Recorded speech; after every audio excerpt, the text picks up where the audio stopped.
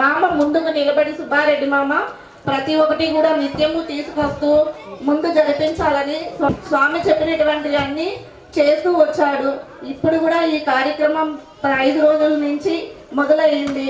ప్రతి ఒక్కటి కూడా ఏది కూడా తాను ఇలాంటివి మీరు సహకరిస్తే ప్రతి ఒక్కటి కూడా మనం ముందంచుకు వెళ్ళి మన ఏరియాలో మన రామాలయాన్ని అయోధ్యలో ఉన్నటువంటి అలా మనం ఇంకా బాగా ఎదగాలనేసి నేను కోరుకుంటున్నాను. అందరూ కూడా తోడ్పడతారని నేను మీ అందరికీ ధన్యవాదాలు చేసుకుంటున్నాను. ఇప్పుడు ఫస్ట్ స్వామివారికి సన్మాన కార్యక్రమం ఏర్పాటు చేస్తాము. ముఖ్యంగా ప్రతి కార్యక్రమంలో కూడా స్వామి ఈ కార్యక్రమంలో కూడా 10,516 ఫస్ట్లోనే ప్రకటించారు.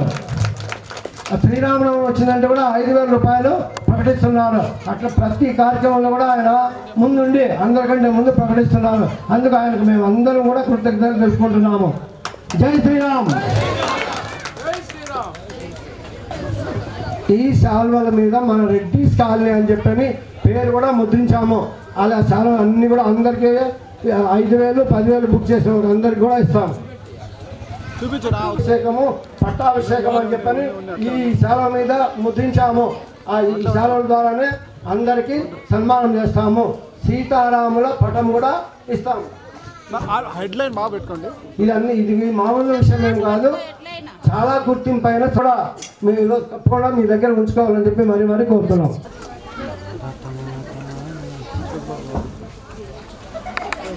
చెప్పట్లో సార్ అలాగే చూడండి సార్. మేడం మీరు కూడా దగ్గర రండి మేడం. మీరు ఉండొచ్చు మేడం.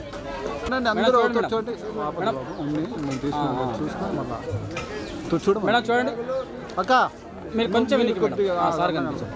చూడండి రెడీ ఈ బ్యాగులో జాకెట్, లక్ష్మీ యంత్రము, స్వీటు అన్నీ ఉన్నాయి. అందరికీ కూడా ఇటువంటి ఒక కార్యక్రమం నిజంగా కూడా సుబ్బారెడ్డి గారికి ఇంతవరకే ఎంతో ఎక్స్పీరియన్స్ ఉంది. ఆయన ఇట్లా చేసే కార్యక్రమాలు లయన్స్ క్లబ్ అక్కడంతా చేసి పెద్ద వాళ్ళలో అంతా వెలిగి ఏం చేయాలనేది, ఎప్పుడు ఏం చేయాలనేది తెలిసిన మనిషి, వివేకం కలిగిన మనిషి. ఆయన ఒక పని చేయాలంటే ధైర్యం కావాలా. ఎన్ని మాటలు చెప్పినా, ఎంత చెప్పినా కూడా ధైర్యం ఉండాలి. ధైర్యంగా చెప్పేయచ్చు. సలహాలు ఇచ్చేవాళ్ళు జ్ఞానులు, విజ్ఞానులు, పైన నుంచి ఆర్డర్ ఇచ్చేవాళ్ళు దండిగానే ఉంటారు. నిర్వహించాలి కదా దాన్ని కదా. నా కార్యక్రమాలన్నీ జరుగుతాయి, నేను ఉండొచ్చు అనే చిన్న ఆలోచనతో నేను రావడం జరిగింది ఇక్కడ. అయితే వచ్చినందుకు గాను ప్రతి నెల అద్భుతమైనటువంటి కట్ చేసుకోవాలి పాప. నువ్వు ఒకటే అడుగుతాడు పాపం ఎప్పుడు వచ్చినా కూడా. మొదట వచ్చినప్పుడు మా గుడి ఏం స్వామి అంటే ఏదో ఒక కార్యక్రమం చేస్తే కదయ్యా కళకళలాడేది, ఎట్లా ఊరికనే దానికి డబ్బులు ఖర్చు అవుతాయి, ఏమైతే అంటే కానీలే డబ్బులు కానీలే. ఇదే రెండో మాట రానే రాదు. డబ్బులు లేవు స్వామి, అది ఎట్లా ఎత్తుక్కోవాలా, నేను ఎక్కడి నుంచి తేవాలా, అట్లంతా ఏముండదు. అడగడమే ఒకటే కాదు, డబ్బులు అడగడమే ఒకటే కాదు. మేము కూడా నీకున్నాం, బాసటగా ఉంటామయ్యా.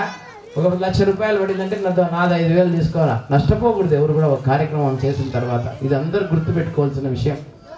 ఒక కార్యక్రమం, పెద్ద కార్యక్రమం జరిగినప్పుడు ఏదైనా నష్టం వస్తే ఆ నష్టాన్ని, కష్టాన్ని, సుఖాన్ని కూడా ఎట్లయితే మనము ఈ కార్యం చేసినప్పుడు దాన్ని అనుభవిస్తామో దాన్ని కూడా షేర్ చేసుకోవాలి. షేర్ చేసుకుంటే ఇంకా ఇది అభివృద్ధి శాంక్షన్ చేసినాడు పాపం. చేస్తే దానికి 45 లక్షలతో కూడా అయిపోలేదు. దాదాపుగా 1 కోటి రూపాయలు ఖర్చు పెట్టి ఆ గుడి అక్కడ కట్టడం జరిగింది. ఆయన పెద్ద ఆయనే తీసుకున్నాడు. ఏదైనా కానీ గుళ్ళు బాగానే చేసినాడు ఆయన. మనం అనుకోవాల్సింది ఏదైనా చెడ్డ కానీ ఏదైనా ఉన్నా మనకు గుడి దేవుడి విషయంలో మాత్రము బాగా చక్కగా ఆయన చేసినాడు. స్మరించుకోవాల్సింది. లింగేశ్వర స్వామి బాగా వినండి, రాండి. ప్రత్యక్షంగా నేనైతే అనుభవించి చెప్తున్నా. నువ్వు రావాల నాతో, వాళ్ళకి చేసేయాలంటే చేసేంతటి మహత్తు కలిగినటువంటి స్వామి. నా దగ్గరికి వచ్చి ఉదాహరణ చెప్తున్నా అంతే. నేను ఇట్లే పోతే మహాశివరాత్రి చేయాలని చెప్పి ప్రతి నెల 250 మంది మెంబర్లు ప్రతి నెల 200 ఇచ్చేవాళ్ళు తయారైనారు.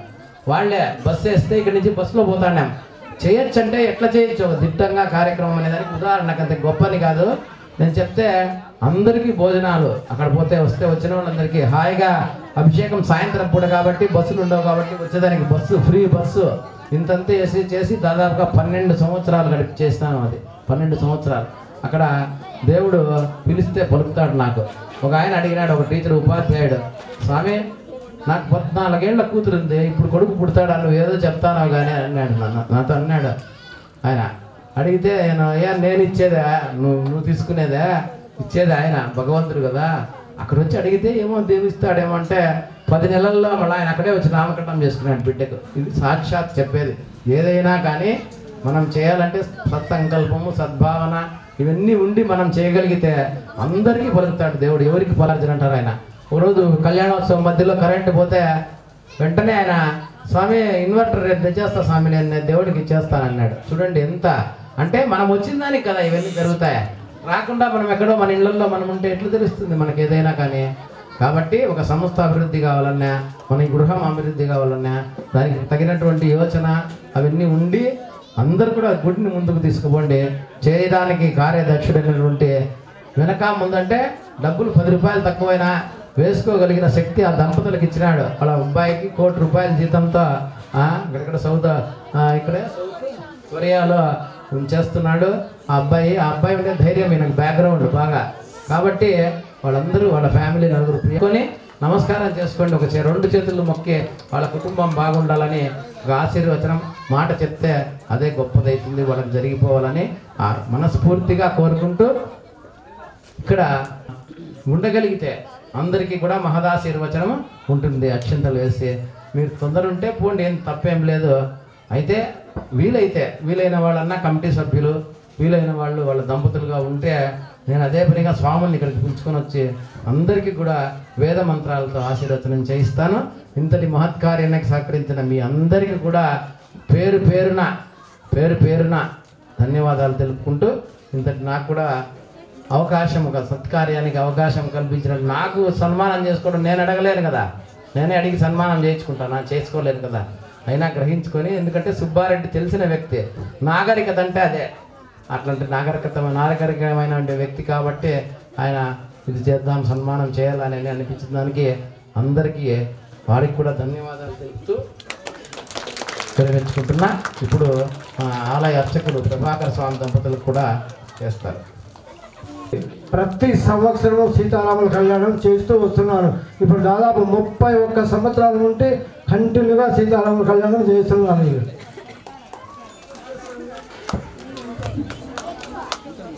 కుడి చేతికి ధరించుకోవాలా, దీనికి ఎటువంటి దోషం ఏం లేదు. ఉన్నప్పుడు లేనప్పుడు వంట అయితే ఎట్లా ఎంత ఎక్కువ ఆలోచన చేయాల్సిన అవసరం లే. ఇది కలశం మీద టెంకాయ ఇస్తున్నారు. ఇది సీతారాముల యంత్రం కాబట్టి ఈ యంత్రాన్ని కూడా అంతే, దీన్ని మాత్రం మనం పూజలో పెట్టేసుకోవాలా. అన్నీ మనం ఇంట్లో పటాలు తెచ్చినప్పుడు దాన్ని కూడా తుడిచేసి దానికి కొద్దిగా నీళ్లు పోసేసి, పాలు నీళ్ళు ఏదో ఒకటి పోసి అభిషేకం చేసిన తర్వాత శుభ్రం చేసేసి దానికి అగరబత్తి వెలిగించి 2 పూలు పెట్టి గంధం పెడితే సరిపోతుంది. అంతే, ఏం భయపడాల్సిన అవసరం లేదు. ఇవన్నీ రక్షా యంత్రాలు. దీనిలో ఏమో లక్ష్మీ యంత్రం ఉంటే మనం ఏం చేయలేమో అని అట్లంత ఆలోచన చేయొద్దండి. అందరూ దీన్ని ఇచ్చిన దాన్ని సక్రమంగా ఉపయోగించుకోండి. అప్పటి నుంచి మన దేవాలయంలో పూజా కార్యక్రమం చేసిన ప్రధాన అర్చకులు వీరికి ఇప్పుడు సన్మానం చేయడం జరుగుతుంది. సన్మానానికి ముందు నాది ఒక్క మాట. నేను ఈ ఆలయంలో చేరి 8 సంవత్సరాలైంది. 8 సంవత్సరాల ముందు నేను చేరినప్పుడు ఆలయ పరిస్థితి ఎట్లా ఉండిందంటే, నాకు జీతం ఇవ్వాలంటే కనుక సుబ్బారెడ్డి గారిని ఎన్నిసార్లు అడగాలో తెలియదు. ఆ పరిస్థితి అట్లా ఉండింది. తర్వాత నిదానంగా ఒక 4 ఏళ్ళ తర్వాత ఏంది ఇట్లా పరిస్థితులు అయిపోతుంది, జీతమే వేయలేకపోతున్నారే వీళ్ళు, నేను ఎక్కడైనా మారిపోతే బాగుంటుంది అని అనుకున్నాను. సరే, ఆ టైంలో మా రామప్రసాద్ రావడము, ఈ కార్యక్రమం మొదలుపెట్టడము. సరే, మీరు కార్యక్రమం మొదలు పెడతాన్నారు, నాకు ఆదాయం ఎట్లా వస్తుంది ఏమేనంటే, మా రామప్రసాద్ స్వామి ఒక మాట చెప్పినాడు, అన్న నీకేం భయం లేదు, నెలకు 3000 రూపాయలు వచ్చేట్టుగా నేను చూస్తాను అని చెప్పినాడు. ఆ ప్రకారమే ఈ 42 నెలలు నాకు ప్రతి నెల 3000 రూపాయల కంటే ఇంకా ఎక్కువే వచ్చింది. కాబట్టి నేను తర్వాత అనుకుంటా ఉండేవాడిని, ఏంది ఈ పరిస్థితి, ఇన్నేంటి ఇట్లా ఉండిపోతే ఎట్లా ఇక్కడ ఒకే చోట అనుకుంటా అంటే తర్వాత రామస్వామి నన్ను వదలడం లేదు. నాకు ఎక్కడికి పోయినా అంటే రామస్వామి అక్కడ ఎన్జిఓ కాలనీలో కూడా ఉన్నాను, అక్కడ కూడా రామ పూజ 3 ఏళ్ళు పూజ చేసినాను అక్కడ కూడా. తర్వాత ఈ గుడికి వచ్చినాను. ఇక్కడ ఎన్నేళ్ళు ఉంచుతాడో ఇంకా ఆయన దయ. నాకు ఈ సన్మానం జరుగుతున్నందుకు చాలా ఆనందంగా ఉంది. కమిటీ వారికి అందరికీ ధన్యవాదాలు.